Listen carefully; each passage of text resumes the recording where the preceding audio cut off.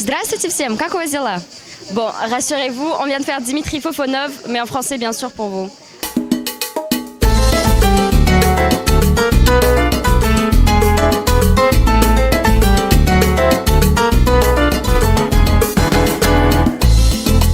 Donc, après les premières étapes de ce Tour de France 2026, quel bilan tirez-vous des performances de votre équipe? Bon, pour tirer le bilan, c'est traité encore selon nos objectifs. Vu que c'est parti un peu comme ci, comme ça, comme on dit, c'est sur le mauvais pied. Au départ à Barcelone, on a vu malheureusement, on a malchance qu'il y avait une grosse chute de contre-la-montre par équipe. Donc, on fait les plaies, on fait les momifications des coureurs. Bon, il faut que les coureurs les récupèrent après les chutes. Il faut que les coureurs récupèrent après les chutes.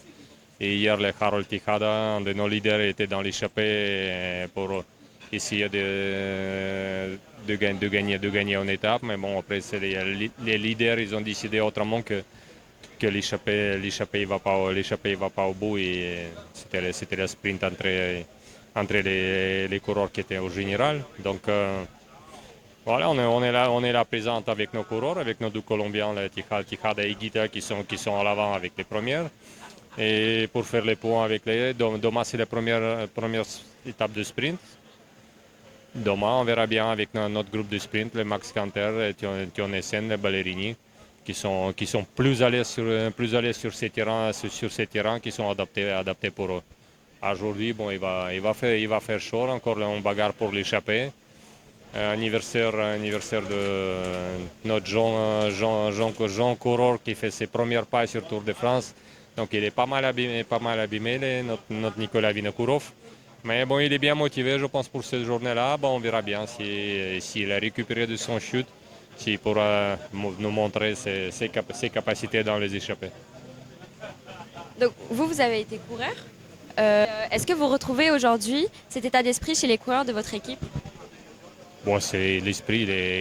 Chez nous, les Astana, c'est la coutume. De toute façon, chez nous, tous les directeurs sportifs et la plupart du staff qui sont de l'ancien sportif. Donc, tout le monde, à part, tout le monde savent de quoi ils parlent.